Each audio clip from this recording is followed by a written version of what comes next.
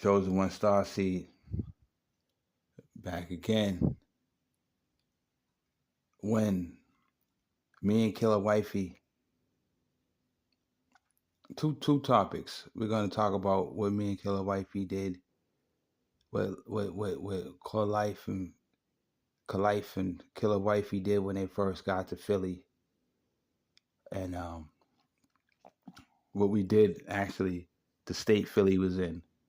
Very interested in this, and when we left, what came a result from that. Just so people understand who you're dealing with when you listen to me. And uh, we're going to talk about some of the things that me and wifey's uh, offspring did in their youth. That was great. And how the offspring of life and wifey is ruling right now hard in secret. God come in secret. Remember that. And so when me and wifey got to Philly, first wifey, Killer Wifey went to Philly. Let's start from Boston. I mean, Killer Wifey had just made some of the greatest uniforms, made me a great uniform for a stage, and sold my name in it, and sold Fist Family in it. Fist Pro, actually. We had changed the name to Fist Family to Fist Pro. And, we had Quiddy City behind us, Av Killers, and Won't Talk ENT, which is my label, and Young Kings Records. If you look on the logo, when I sent you the taxi form, and I had asked Tamika I asked Wifey to shop that for me. That was when I was telling you that everyone up here wouldn't help me do it, and I couldn't do it myself for certain reasons. So I had asked y'all to do it, and I gave y'all the disc. I gave you the demo, which then let you send one song at a time, and I gave you several demos, and you got my old stuff, which if you listen to my old music, is phenomenal. It's way better than anything out right now as far as bars and as far as putting the music together. Period. So I mean, I got some new records I'm going to put out early, you know, just to set the stage again. But when me and Killer got there, the name I gave Mom Deuce was Killer Wifey, because I mean we was doing everything, you know what I'm saying? And back then, I mean, it was crazy. I mean, she was with me when I would do a lot of stuff. I mean, we got in the beefs together. She see me like, you know, get in the beefs, and then I had to drive her home and drop off, and she see me pull out the Mac and go back and try to get at the niggas who said something to me and her when we was in the store. And I mean, if I can't tell you how many y'all means that she seen. She seen the ski mask. She seen all of that. You know, I brought Jules home and split cake with her and all that. So we bagged up together all the time, and so I was like moving pounds at that time, and that was when, you know, weed was a big thing back in Boston and Philly, and crack wasn't the drug. Everybody had left that alone, and when the '80s was over, in '90s it was weed era. Okay, so it's backwards now.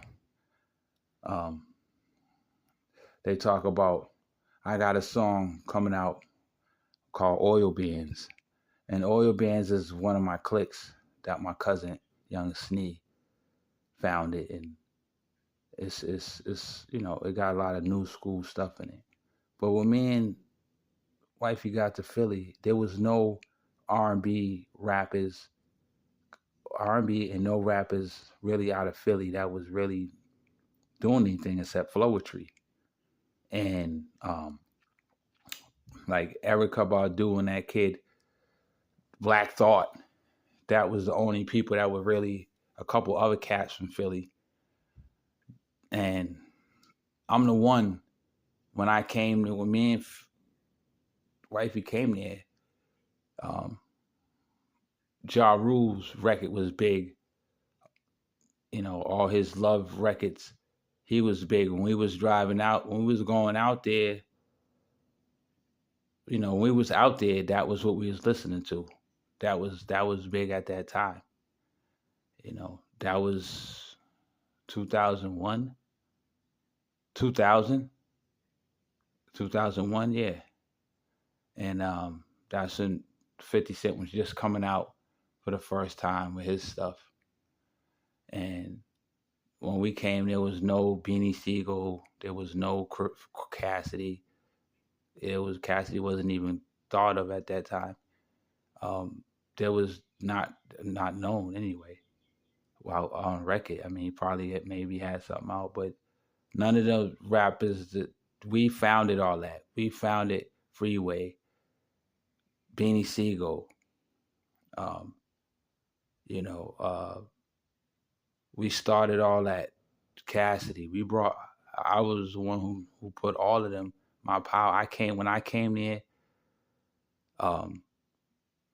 There was the New York dudes was coming down there, getting in the beefs with the Philly dudes, and robbing them and taking their stuff. And a lot of the Philly dudes would tell me that the New York dudes was coming down there bothering them, and I took care of that issue. Okay, and I changed things around, and then I caused Rockefeller to be down with Freeway and Beanie. I caused that to come together, and then New York and Philly united because of me. And when I was down there, the mob was running Philly, and if a car was left abandoned, the police wouldn't care, just sit there. The mayor wasn't doing anything. I mean, you would see 12-year-olds outside, weed for sale, with their moms, hustling together. You could do what you want. The police didn't mess with you. That's what I love about Philly, and it was free. Everybody wearing a lot of different colors. Me and wife, you go downtown. Everybody got on these colors and yellow boots and cross color. It was real artistic and very prolific style down there of black culture, and everything was black ran and black owned. Steak and cheese everywhere, and of course we was eating those up. I didn't like the grocery store food; was nasty compared to Massachusetts food, and the water was nasty to me. I wasn't used to it, but I got used to it, and I loved Philly, but when we came there, they would see me and they would think I was rich just because of the clothes I had on, because Philly was a very poor state at that time.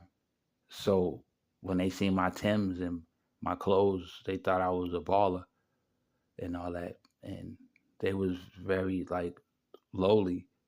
I changed that a lot in the past years, and I brought a lot of rappers up out of Philly and created a lot of rappers, and I made Philly big, you know.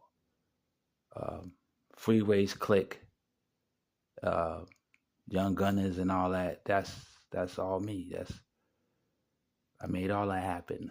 I'm the one who put Swiss Beats with Cassidy and all of that. I was one of the people who noticed Cassidy when he did the Fresh to Death, and he was underrated. And I felt like me and him had a lot of common, and I felt like everybody was hating on him.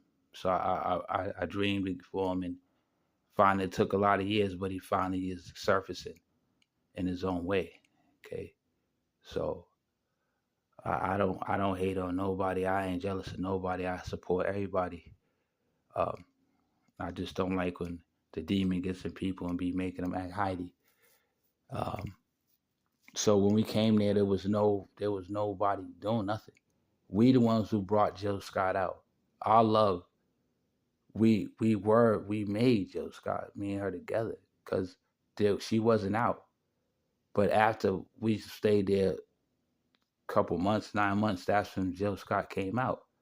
When she did Walk in the Park and all that. Her first album came out 9 months after me and wifey was there. And Joy. And Joy got a lot to do with a lot of miracles too. She did a lot of miracles. Joy got a lot of clothing in her name and a lot of uh, things that she made, that the universe made through her. So it's ruling hard and secret. And sometimes you gotta pat yourself on the back. Um, Joy would always stay up with us late night, 12, 1 in the morning, watching. We would always rent movies. That was our thing. That was when VHS was out. No disc. There was no DVD. It was VHS. So that's how long ago it was. And we would rent movies, and DVDs was just starting to come out. I think we eventually got one, but we had a VHS at first. When I got down there, she went down there first. Then I came down there later, a couple months later, and you know, I had got into it with her pops, and he wanted me to marry her, and he threatened to get the shotgun and all this stuff, and you know, I didn't understand. I told my daughter, I told you, I say, hey, we ain't, Tamika ain't seen you in 20 years. And, you asking to borrow $400 and we gave it to you. And it was to the point where when he wanted to see Joy, when he wanted to see my daughter, Tamika told him, she told him to ask me. So he had to ask me. She had to ask me. He had to ask me to take Joy. She would come to me. That's the respect she had, and that's how much like she didn't know him to where when he wanted to ask to take her, she was like, "Look, you got to ask his father because I don't think he feel comfortable with you going taking Joella overnight." We didn't know him like that. He came out of nowhere 20 years later, and I told him I've been holding your daughter down 20 years straight, and nobody knew where you was. You left when T was just a baby. So then you come out of nowhere when she's like 28 years old, trying to say all this stuff and trying to lay down law and stuff, asking for money. But it was cool. That was my nigga. You know what I'm saying? I was glad to see him. I see where she got some of her features from. And she looked like her mom's, but I see where she got her pigment color from. And it was real good. Riz was down there with us too. And we got into it over the Newports, smoking in front of my daughter, and he had to move downstairs and stuff. And yeah, we came there, and I would play Dirty Love all the time, and the lyrics was like this. It's like a dirty love, yo, black sugar gloves squeezing on clean sheets. When we bust with the lustily blood with the heat, yo, still giving love when you live in the grief. You shine the derelict's teeth when he's eating with thief. Pretty patriot met you up on the dock, later fade days just blowing apart.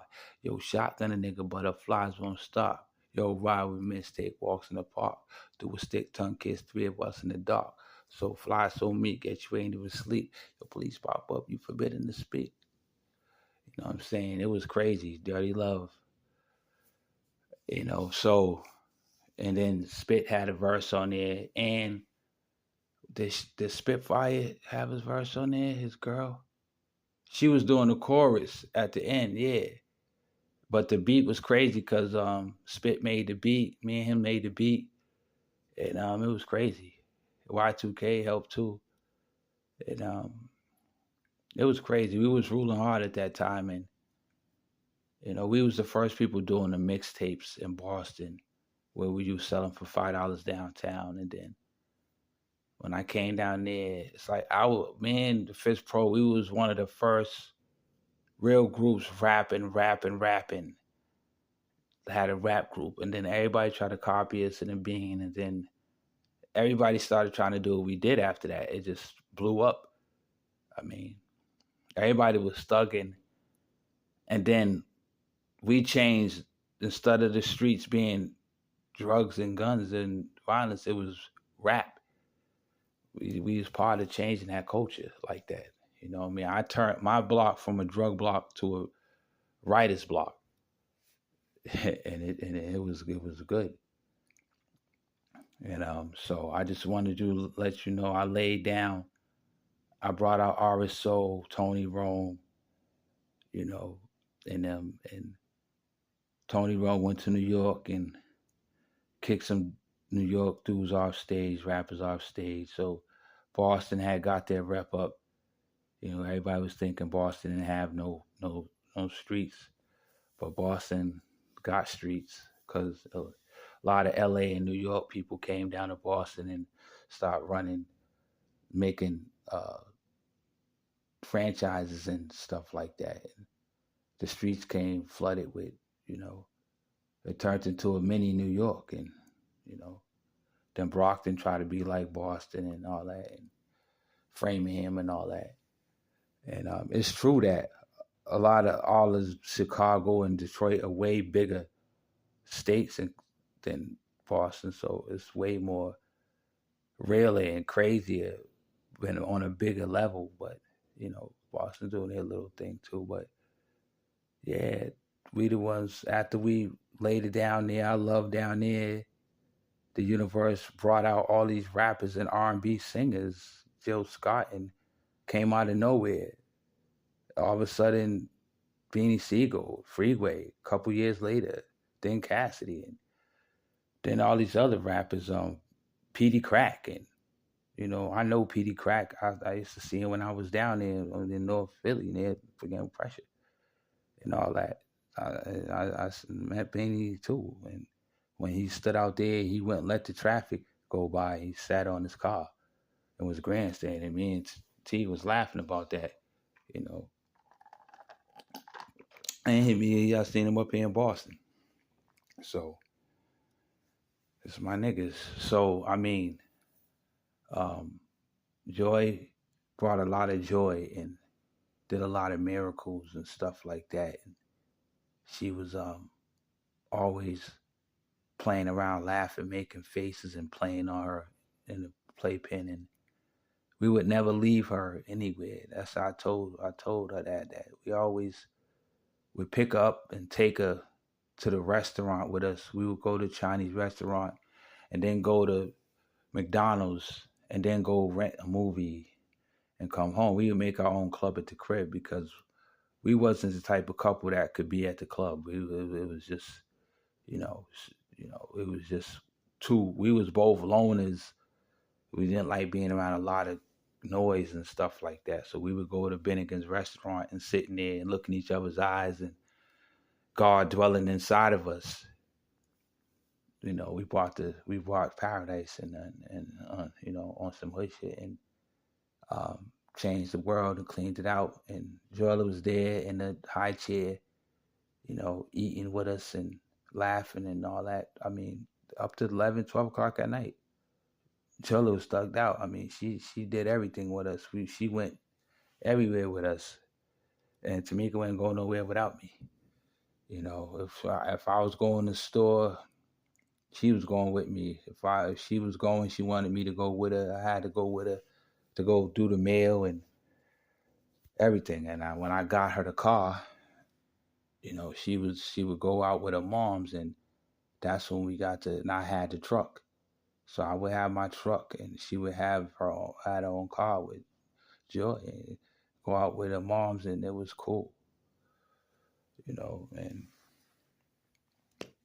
they illegally repoed the car, and we got in a car chase with them, and we seen it, we seen dude, and he wanted 300, and we only could get two at the time. I told him I give it to you on Friday. It was like Tuesday. I went and pulled 200 out of my ass, and then couldn't get the other 100.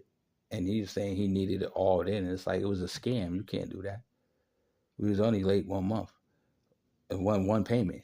So you don't repossess a car like that. If they're willing to give you two, you can take two and get the 100 on a couple days later. So he tried to come get the whip, and we wouldn't give it back. So we bounced on him. We got in a chase with him. It was funny. And T was laughing, and Joy was just sitting in the back, just looking like, what's going on? She was probably about 1 year old about this time, two. And we bounced on him. Okay. And he didn't find the car till a couple days later. Cause I hit it in Cambridge. I had like took Coley back to the crib, dropped off, and then I bounced out to Shock T's crib and hit it in Cambridge. I was in Cambridge hiding, so they didn't know where he was. And I was still going to work and all that, still doing whatever. We're running around with Trick Mob. And but yeah, um we found a lot of stuff in Philly and Boston and in New York and everywhere. So, I just wanted onlookers and spectators to know who they dealing with and understand this heavyweight shit. You can't go by, oh, you ain't got no big car and a big house. You ain't showing no mansion on TV. Nah, nah. It's not about that. And magic is magic is magic. Magic ain't got nothing to do with money. Okay. In order to do magic, you can't have a lot of material things. So a lot of people don't understand that. It's either one or the other. It's either you got power or you got riches. Which one you want? Okay. So that's the first part of Killer Wifey and Kalife's and um, Jay Styles trip to El Del and back, Pencil and back, and it was funny. We went to look for a Kingdom Hall out there because my mom used to send us stuff saying we needed, get saved all the time. So we was like, "What's she talking about? We wasn't doing nothing out there." I made sure that I was running with like I was running with, you know, some serious niggas in Philly. As soon as I got there, I hooked up with like, the weed man Coley introduced me to the weed man and showed me where everybody was, and I immediately was made friends with a lot of the niggas that was doing stuff. My friend Lid, I know T remember him. He used to always be the one to put me on with the weight with the trees and all that. He was getting me peas for 500 when they go for a G down here, and I was coming back on the train and breaking bread. I was just giving out 20s like here to my whole clique. Then I was just making mad money, like profiting mad money. But so that's when trees was like the bands. So now that was Fist Pro era and Dirty Love and um election day. What newsflash? Derelicts politics, war for cash. Election day. What newsflash? Derelicts politics, war for cash. And bubble. We going bubble, bubble. Oh man, crazy stuff. Yeah, yeah, shooting enemies overseas, shooting enemies overseas, shooting enemies overseas. That was crazy. Um, but yeah, um, K Wifey was on a lot of the tracks, talking trash with me and stuff, and I used to try to get her to rap and all that. And she typed up a lot of the lyrics for me and spit, and she helped to basically put the music group together. She really did as far as administration, and she helped me to uh, understand publishing and helped me to understand the rules of being a songwriter. She was there when I had BMI and ASCAP and all them applications I had to fill out, and these idiots threw them in the garbage. But I kept mine, and I went on down there and became a publisher. And I was trying to get a record deal down there and all that. Uh, things were just not going right. I would got a little demolition job, and I had no income except for what my brother was sending me. He would send me like $70 every other day, from bread that I had stashed for him, and you know, and that's it. And other than that, the child support was taking all my guap if I worked. That had just came out. Now tell me why they wait till I have a kid to come out with child support. There was no child support until my son turned 2, 3 years old. Then all of a sudden they got child support. And my son's mother put me on child support for no reason when she was getting more money without that. She was getting more money in cash than, I mean, they only was giving her like $30 a week on that when she could come to me and just get $80 any time when I seen her. So she played herself. Then they made a rule you can't give them money on the side if they get that. So, but yeah, that was then. This is now. But you got to know the history to understand why I speak the way I speak, and you got to understand the greatness, and you got to understand who made these rappers, who made them, who's the strength behind them. When God becomes a family, a man and a woman and a child, and then their angel goes out of them and becomes all these different kids and strengthens them to do stuff, and then you give the person all the credit when it's not their angel who's making them great. It's the parents. So understand and recognize who's behind the greatness. At the same time, keep it secret. You know, but this is just for y'all, real quick. After we erase it after a couple days, this is so you know what's going on with that. And I'm gonna do another one about this because all the stuff is I can't remember all the stuff that I was wanted to say. Uh, but I'm gonna get back to you.